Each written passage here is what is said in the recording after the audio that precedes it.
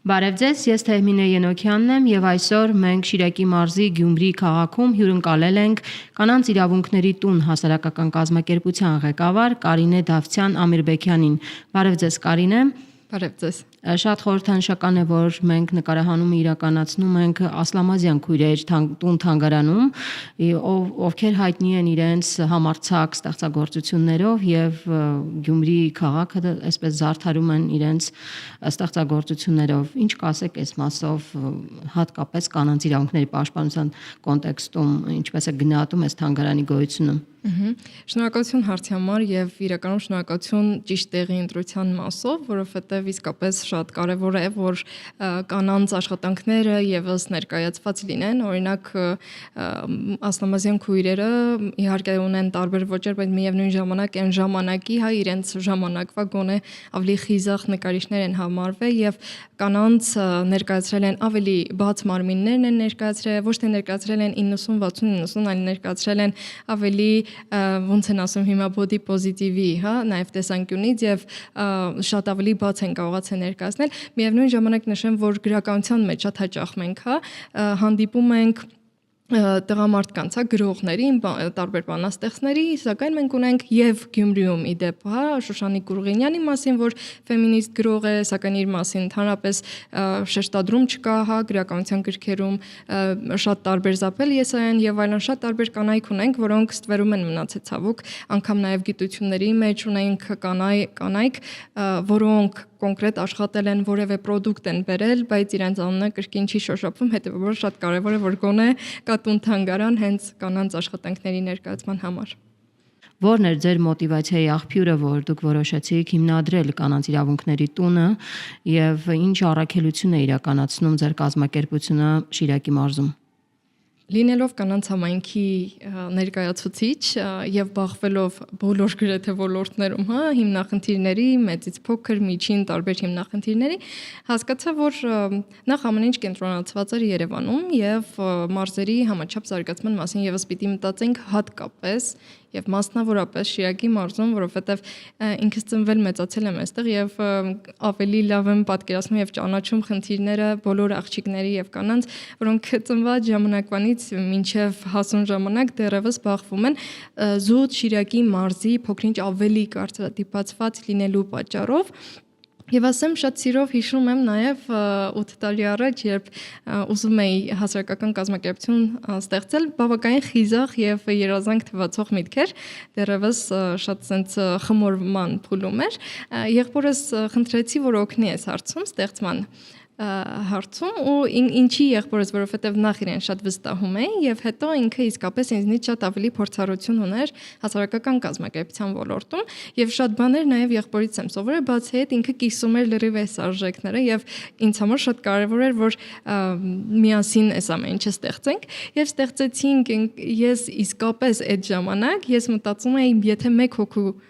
կյանք, ճակատագիր կամ ինչ-որ կենսակերպ փոխենք, մենք հաջողացենք, բայց ես իսկապես չէի պատկերացնում, որ այսքան տարի անց ես կխոսեմ ոչ թե տասնյակ, ոչ թե հարյուրավոր, այլ հազարավոր մարդկանց կյանքի մասին, մի քանի հազարի մասին, եւ ես վստահ եմ, որ դեռ թվերը աճելու են, շարունակվելու են։ Ու ասեմ, որ շատ դժվար է սկզբում 2 տարի լրիվ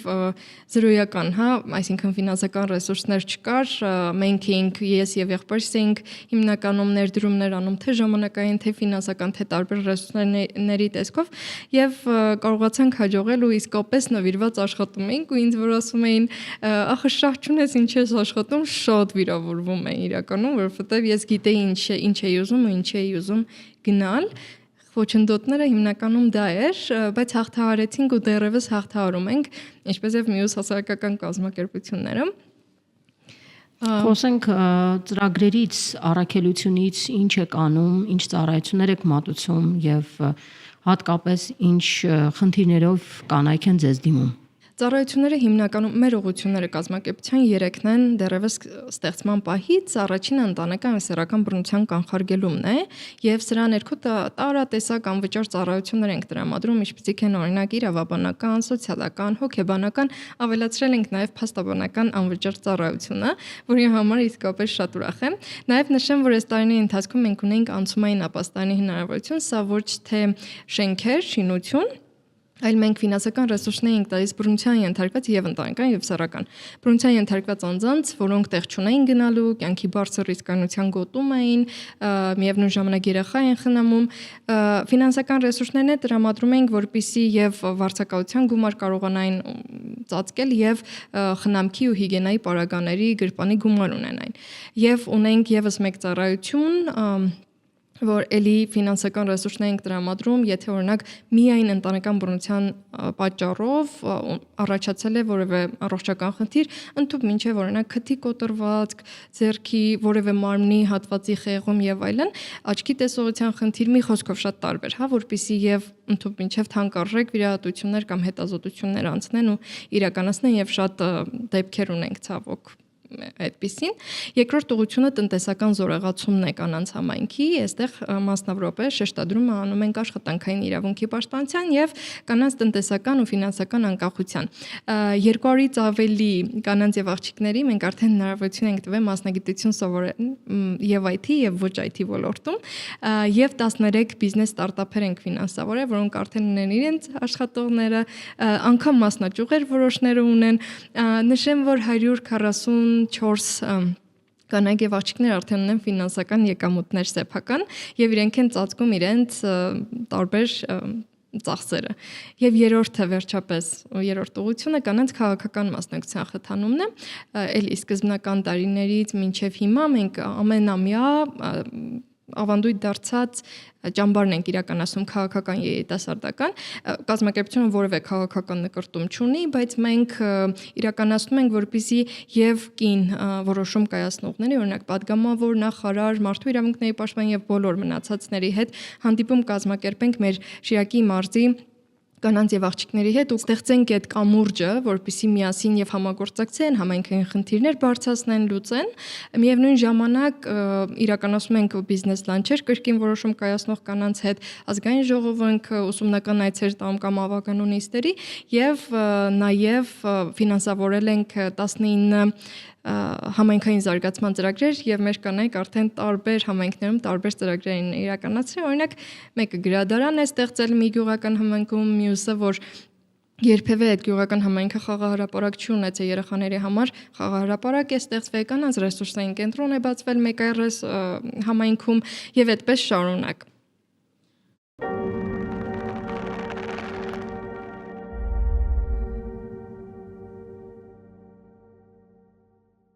Ինչ է տալիս ֆինանսական անկախությունը կնոջը, հատկապես բռնության ենթարկված կնոջը, ով տարատեսակ վախեր ունի հասարակական միջավայրում հայտնվելու, ընտանիքի, տարբեր մարդկանց, հարազատների կողմից ճնշումների ենթարկվելու տեսակետից։ Ինչպես է կինը հաղթահարում ձեր կազմակերպության միջոցով այս խոչընդոտները եւ կարողանում իրագործել իր երազանքը, այսպես ասեմ։ Այնքան հիմա մտքումս օրինակներ իրականում գնաց անգամ իրական դեպքեր եւ հիշելիս անգամ իսկապես ուրախանում եմ շատ։ Նախ ասեմ, որ տնտեսական կախվածությունը, սկսենք կախվածությունից, բավականին խնդրային է, հատկապես այո, ինչպես նշեցիք, ընտանեկան բռնության մեջ գտնվող կամ սեռական բռնության մեջ գտնվող անձի համար, որովհետև երբ չունես ֆինանսական ռեսուրսներ, երբ հատկապես երբեմն ընտանիքը քեզ չի ընդունում հետ կամ գուցե նաև ընդունում է, բայց դու երեխաների խնամք պիտի իրականացնես, ինչպես վարձակալես, օրինակ եթե ցանկանում ես անառողջ հարաբերություններից դուրս գալ, այսինքն սա մի շղթա է, որ գործածվում է կնոջը դեմ եւ հիմնականում նկատել եմ, որ երբ ամուսնանում են մեծ մասը ոնց որ չեն թույլ տալիս, որ աշխատել եւ այստեղ թույլ տալ չտալու դեռևս այդ խնդիրը կա, ցավոք, հասուն մարդկանց դեպքում եւ մարդը եթե անգամ կես տարի չաշխատի, աշխատաշուկայից դուրս կմնա եւ չի հասցնի այդ հմտությունները զարգացնել, որովհետեւ հիմա բավականին արագ է ամեն ինչ գնում, ել չասեմ տարիների մասին, կամ թույլ չեն տալի անգամ սովորեն, եթե թույլ էլ տվել են սովորել, ապա միայն ամուսնությունից հետո մեկը չի կիրառվում, այստեղ կինը կախվածության մեջ է մտնում ու չի կարողանում անառողջ հարաբերություններից դուրս գալ։ Եվ ստացվում է մենք շատ կարևորում ենք իրականում այս ֆինանսական անկախությունը, որովհետև եթե մարդը ֆինանսական անկախություն ունի, ինքը կարող է ազատ ինքնուրույն որոշում կայացնել, ազատ տեղաշարժվել, երեխաների խնամքը կարողանում է իրականացնել, որտեվ ամուսնալուծության դեպքում դատարանը հիմնականում ինչ անում, տեսնում է արդյոք ծնողները ինչքան են մոր կողմից լինի կամ չէ, արդյոք ծնողները կկարողանան կենսական մինիմալ այդ կենսապայմանները ապահովեն երեխայի համար, եթե չէ, իհարկե խնդիր է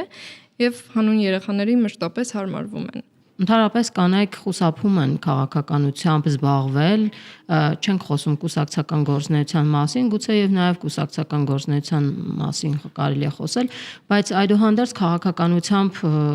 ցանկություն չունեն զբաղվելու, դրանք շատ արմատներ ունեն։ Ձեր գնահատականը հատկապես Շիրակի մարզում կանայք ինչ պատճառներով չեն ցանկանում մասնակցել քաղաքական կյանքին կամ ինչպես է կարողանում իրենց բերել ավելի ակտիվ քաղաքական դաշտ։ Սա շատ արդիական իրականում խնդիր է, որովհետև ես անգամ իրական օրինակով ասեմ, գյուղական համայնքներից մեկում տարիներ առաջվա դեպք է։ Ուրեմն կինը պիտի ղեկավար լիներ համայնքի եւ բոլոր տղամարդիկ հրաժարվել են առհասարակ աշխատեն մինչեւ չի փոխվի որոշումը եւ սա հստակ ցույց է տալիս, որ կանանց հիմնականում չեն ընդունում մի շարք այլ անհիմն իհարկե պատճառներով կամ արդարացումներով։ Միևնույն ժամանակ ունեմ կրկին էլի իրական օրինակներով եմ ասում, որպեսզի ավելի པարզ լինի։ Մեկ այլ օրինակ, որտեղ իր ամուսինը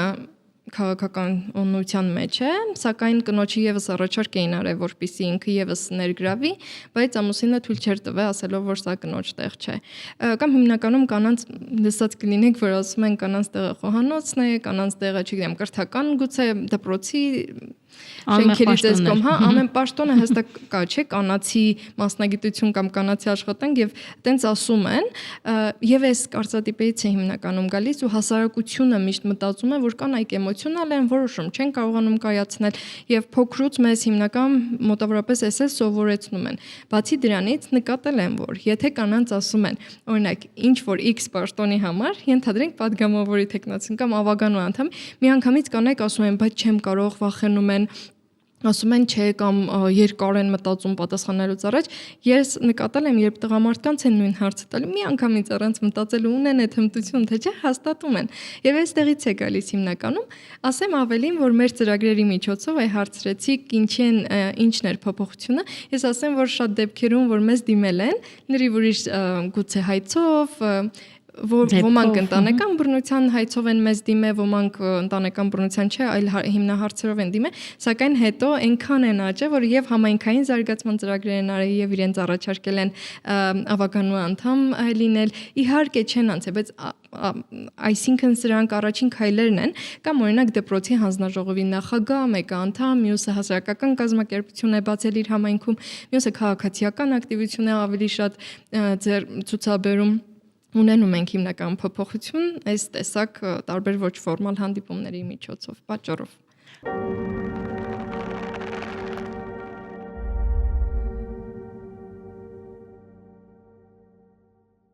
Լինել Գյումրիում եւ չխոսել Գյումրիի քաղաքապետի ընտրությունների մասին եւ ընտրված քաղաքապետ Վարդան Ղուկասյանի եւ նրա արած տարատեսակ սեքսիստական հայտարարությունների մասին ուղղակի աներելի կլիներ։ Կուզենայի գնահատականներ հնչեցնենք այսօր եւ քննարկենք հատկապես այս թեման, ինչ ազդեցություն է ունենալու այս քաղաքական գործչի ղեկավարումը Գյումրի քաղաքի համար, հատկապես կանանց իրավունքների պաշտպանության կոնտեքստում եւ ինչպես պայքարել այս երևույթի դեմ։ Շնորհակալություն շատ հարցի համար։ Նախ ասեմ, որ որպես մարդչի իմ գնահատականը լինելու իրեն, այլ որպես քաղաքական գործչի եւ ինքս է դեռևս չեմ աշխատել եւ ինչի չեմ աշխատել, որովհետեւ յուրաքանչյուր քաղաքապետ, որ փոխվում էր Գյումրիում, մենք գնում էինք նախ ներկայանում էինք, ասում էինք մեր ծառայությունները, հնարավորությունների մասին։ Այս անգամ այդպես չարեցինք զուտ հարցազրույցների ընթացքում տեսա բավականին խտրական մոտեցումներ եւ ուղղակի հասկանում եմ, որ քաղաքական գործիչը դեռևս չի կիսում կազմակերպության արժեքներ կամ գոնե կանանց իրավունքների կարեւորության մասով ինքս չեմ զգացել։ Եվ սա մեր պատմության միակ դեպքն էր, որ մենք չգնացինք, ծառայություն չներկայացրեցինք եւ իսկապես չգիտենք ինչպես դեռևս աշխատել, ինչպես շարունակել քաղաքապետարանի հետ գոնե եւ իսկապես մյուս բաժինների փոխված, մասնագետներին եւս դեռևս չեմ ճանաչում, փոքրինչ ավելի դժվար է, զուտ ոչ այդքան զգայուն տերմինների կիրառման պատճառով, նույն էջում չեն գտնվում եւ բավականին խնդրային է, ես կարծում եմ, որ կանանց իրավունքներին որպես այդպեսին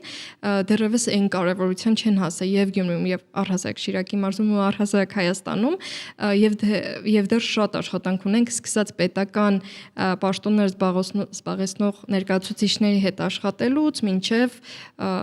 մյուս ոչ պետականների հետ։ Տեսեք, ընդհանրապես, երբ որ տղամարդիկ են զբաղվում քաղաքականությամբ, հաճախ մենք հանդիպում ենք դեպքերի, որ քրեական տարերը ավելի շատ են, իսկ երբ որ կանայք են ներգրավում, արդյունքները չգիտեմ ինչպիսին են։ Ունեք արդյոք նման դիտարկումներ, երբ որ դուք փորձում եք ակտիվացնել կանանց քաղաքականության մեջ, ինչ են իրենք արժեքներով, ինչպես են փոխվում հենց տղամարդկային միջավայրում, որտեղ որ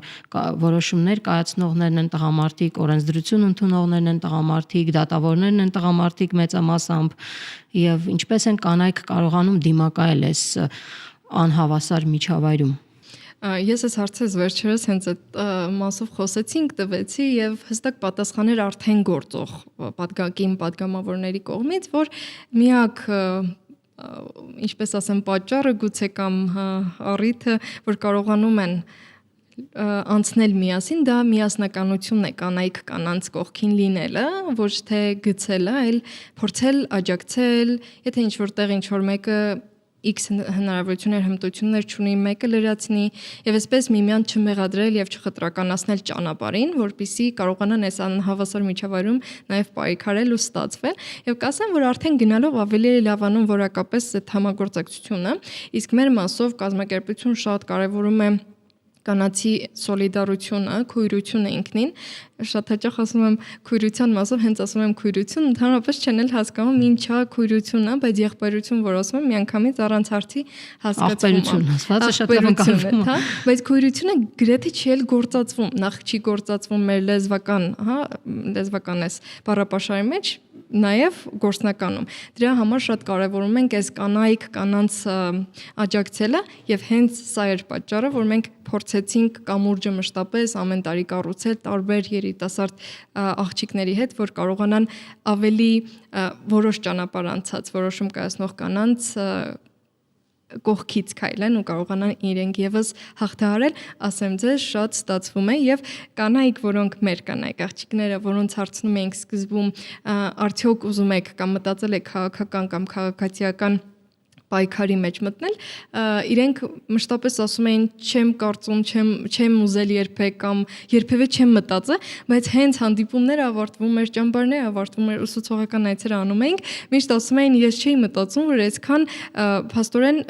խոչընդոտներ են այս մարդիկ էլ անցել, հետեւաբար եթե իրենք կարող են, ես է կարող եմ, շատ է տարբերությունը տալի ու շատ ուրախ եմ, որ այս հնարավորությունը գոնե հիմա կա։ Ձեր կազմակերպությունը զբաղվում է կանանց նկատմամբ բռնությունների դեպքերով եւ դրանք ուղղորդվում են, զուգորդվում են դատավարական գործընթացներով։ Տեսանելի բացեր, որոնք կան, գիտեմ, որ տարիներ շարունակ օրենսդրական փոփոխություններ են տեղի ունեցել ընտանեկան բռնության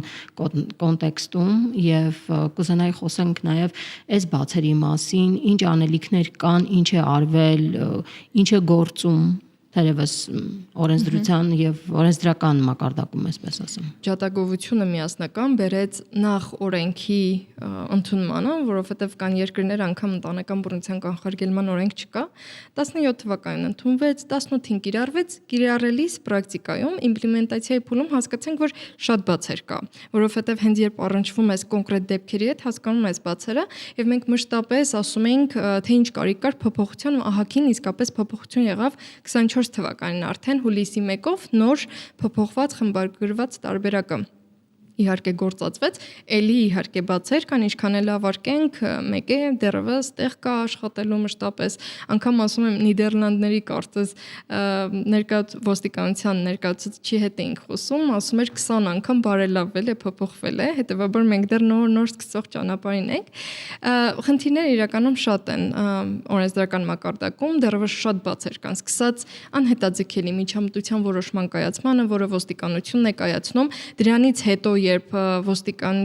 բռնություն կիրառող անձը խախտում է անհետաձգելին, այ դրանից հետո շատ խնդիրներ ունենում են նաև ոստիկանություն, որովհետև բավարար ռեսուրսներ կամ սանկցիաների կիրառման իրավունք կամ հնարավորություն չունեն այդ պահին։ Դա խնդիր է։ Ունենք նաև պաշտպանական որոշում, որը բռնություն կիրառող անձի մասով դատարան արդեն դիմում են բռնության ենթարկված անձին եւ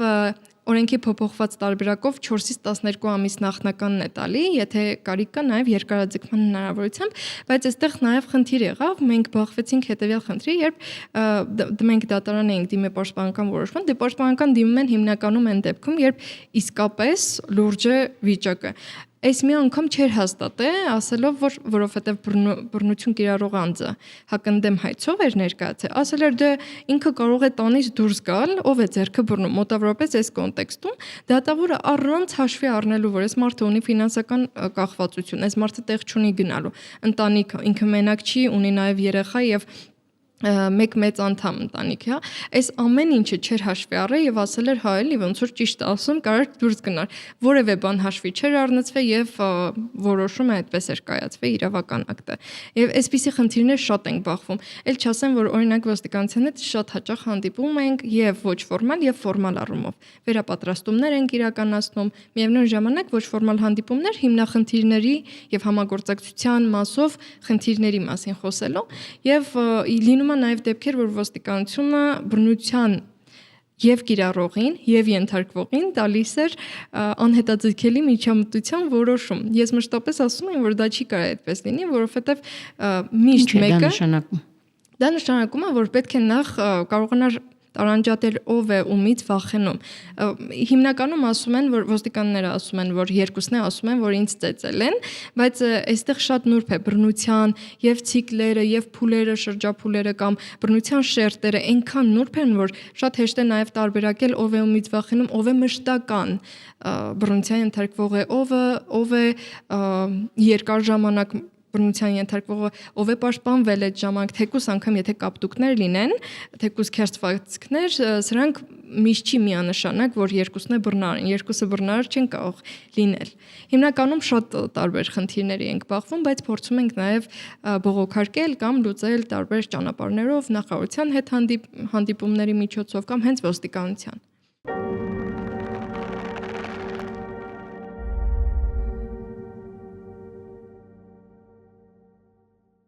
Կարինե, դուք 8 տարվա ընթացքում առնչվել եք տարատեսակ դեպքերի, կուզենամ ներկայացնեք ձեր մարզում առկա վիճակագրությունը ընտանեկան բռնության եւ տարատեսակ այլ տնտեսական, գուցե հոգեբանական բռնության տեսքով ինչ դեպքեր կամ ինչ վիճակագրություն ունեք։ Ես ընտանեկան բռնությունը ընդհանրական ներկայացնեմ, Շիրակի մարզի դեպքերը եկեք 2021 թվականից ասեմ, 2021 թվականին ունեինք 101 ընտանեկան բռնության դեպք, 22 թվականին արդեն 163-ն էր, 23 թվականին 236-ն էր եւ 24 թվականին 231-ը եւ այսպես կտեսնենք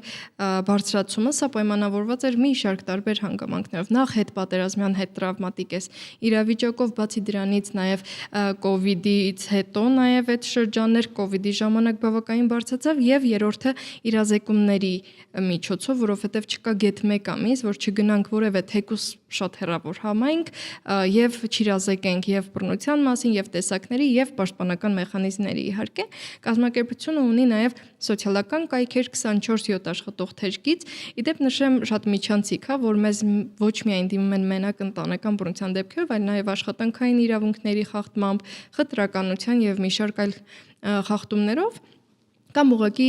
հնարավոր է անձը ուղղակի ուզում է որոշ հմտություններ զարգացնել կամ իրազեկվել ոլորտից, կարող են շատ ազատ դիմել եւ պարտադիր չի միայն ընտանեկան բռնության ենթարկված անձինք դիմեն։ Ինչ կասի Կարինե Ամիրբեկյանը, որ այս տարիների ընթացքում այսքան մեծ գործունեություն է ծավալել, ինչպես հաղթահարել վախը, դժվարությունները, խնդիրները։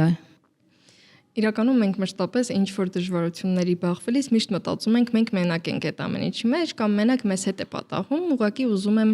ասել, որ ցավոք դուք մենակ չեք, բայց երկու իմաստով։ Մենակ չեք, որովհետև շատերն են բախվում եւ շատերը այդ նույն իրավիճակում են, եւ երկրորդը մենակ չեք լավ իմաստով, որովհետև կան կազմակերպություններ, աջակցման կենտրոններ, որոնք պայքարում են եւ փորձում են պաշտպանել բռնության ենթարկվող կամ իրավունքի խախտման ենթարկվող անձի իրավունքները եւ միասին քայլել, ուղղակի ուզում եի ասել, որ պիտի արդեն յուրաքանչյուր մարդ արժանապատիվ կյանքի իրավունք ունի եւ յուրաքանչյուրս մեր կյանքի իրավունքի համար եւ մեր արժանապատիվ կյանքի համար պիտի ուղղակի փորձենք պայքարել, եթե մենք էլ չենք կարողանում ինչ-որ պահի վախենում ենք, վստահաբար մյուս կանայք գոնե կանանց ավելի սոլիդար լինեն, աջակցող լինեն, չխտրականացնեն այն մեկնաբանության մեջ, որ միշտ գրում են տեսնես կինը ինչ է արել, հաստատ կինն է մեղավոր, գոնե կանայք կանանց ավելի աջակցեն եւ չմեղադրեն ու հասկանան, որ իրենք մենակ չեն, մենք միասին ենք, կարող են կազմակերպություններին դիմել վստահելի անձանց եւ սա հիմնականում Կուզենայի նաև խոսեինք մասնագիտական եւ էմոցիոնալ այրման մասին, որը եւս հասարակական կազմակերպություններում աշխատող մարդիկ, լրագրողներ կամ փաստաբաններ եւ այլն առնչվում են, որտեղ մենք միշտ առնչվում ենք այդ բարդ դեպքերի հետ։ Ինչպես պայքարել սրա դեմ եւ ինչպես կարող ենք վերականգնել մեր հոգեբանական առողջությունը, մասնագիտական ասպարեզումը արդյունավետ լինել եւ այլն։ Այսա բավականին բարդ է կանխարգելելը կամ աշխատելը սրա հետ։ Իրականում ասեմ, այո, ոլորտը բավականին դժվար է եւ շատերը ուղղակի չեն համաձայնում այս ոլորտում աշխատել կամ գալիս են տեսնում են դժվարությունը եւ գնում են կեսից։ Իսկ թե ոնց ենք մենք անում մեր կազմակերպության մեջ, ես մի քանի տարբերակներով եմ հիմնականում անում, որպեսզի մեր օգնող մասնագետները գոնե կարողանան կանխարգելել ոչ թե աշխատենք բըրնաութի մասնագիտական արման հետ, այլ արդեն կանխարգելենք, որ չհասնի բանը դրան Օրինակ փաթեթներ էինք տվել յուրաքանչյուրին եւ ըստ փաթեթի որոշակի ֆինանսական ռեսուրսներ, որպեսզի իրենք ամեն մեկը կարողանային ինքնուրույն ընտրել հոգեբանի եւ գնային հոգեբանական խորհրդատվության, սուպերվիզիա են կազմակերպել խմբային թիմային, բացի դրանից ունենք առողջական ապահովագրություն արդեն 3-րդ տարին է, որ կարողանում ենք ապահովել։ Միևնույն ժամանակ պլաններ կան երկրից դուրս տանել թիմին, որպեսզի եւ բռնաութը կարողանան կանխարգելել եւ մյուս կազմակերպությունների կանանց իրավունքներով զբաղվող կառույցների փորձը հասկանանք ինչպես են իրենք անում բռնաութի ժամանակ շատ տարբեր օրինակ հենց այսօր նաև team building-ի հատված ունեինք որ թիմի հետ ժողովից հետո նաև team building արեցինք որպեսզի նախցրվեն բացի դրանից եթե անձը այրման մեջ է եւ չի կարողանում աշխատել, որ չվնասի նաեւ շահառուին, հիմնականում արձակուրդի պես բան է ձևակերպվում, արձակուրդ կարելի ասել եւ անձը ընդհանրապես չի աշխատում ինչեւ վերականգնվի, տանից է աշխատում շատ տարբեր են իրականում մոտեցումները, շատ կարեւոր է որ բոլոր կազմակերպություններում այս մոտեցումները իսկապես որդեգրվեն եւ կարեւորվի, որովհետեւ եթե չենք կարեւորում մտնում ենք անդադես ոլորտային աշխատանքների մեջ, մենք ուղղակի հյուծվում ենք, քանվում ենք եւ չենք էլ հասկանում, որ մասնագիտական այրման մեջ ենք, անգամ անկողնուց չենք կարողանում վեր կենալ ու չենք էլ հասկանում, թե ինչու ենք հոգնած առավոտ դեռևս նոր արթնացած։ Շատ կարեւոր կետ է եւ ես նաեւ հիշում եմ, որ իսկապես մի հատ խոշտանգման դեպք ունեի, երբ կարդում էի, իդեպ նախարարության հետ քանի որ աշխատում են, կազմակերպությունը ընտրվել է որպես մարզի աջակցման կենտրոն եւ սրա պայմանով ոստիկանությունը բոլոր մարզի բռնության դեպքերը ուղղորդում է մեզ։ Դեպքը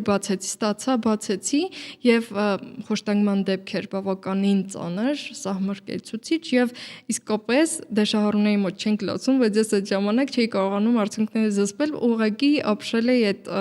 ընդհանուր իրավիճակից, թե ինչպես կարող էր այսպես լինել եւ շատ էր ազդում։ Հետո շատ տարբեր իրավիճակներ ենք ունենում, հետո բռնարարներն են գալիս վախեցնում, սպառնում, որ կվնասեն նաև մեզ, շատ տարբեր խնդիրներ են անում եւ մենք փորձում ենք ինչ-որ կերպ դիմակայել այս ամենին, այս նշածս թիմերով առանձնանալ, գնալ ինչ-որ հանգստանալու, խաղերի կամ այսպես մոտավորապես։ Շնորհակալ եմ այսքան բաց եւ անկեղծ զրույցի համար Կարինե եւ ձեր մարզի իրավիճակը ներկայացնելու, նաեւ կարելի ասել խնդիրները նույնն են մյուս մարզերում եւս մի քիչ ավել, մի քիչ պակաս։ Շնորհակալ եմ, որ մեր հետ կիսվեցիք ձեր մտքերով եւ ձեր գործունեության մասին տեղեկատվությամբ։ Ես եմ շնորհակալ հրավերի համար եւ շնորհակալություն թեմային անդրադառնալու համար։ Հիշեցնեմ, որ մենք հյուրընկալել ենք Գյումրիի կանանց իրավունքների տուն հասարակական կազմակերպության նախագահ Կարինե Դավթյան Ամիրբեկյանին։ Ցտեսություն։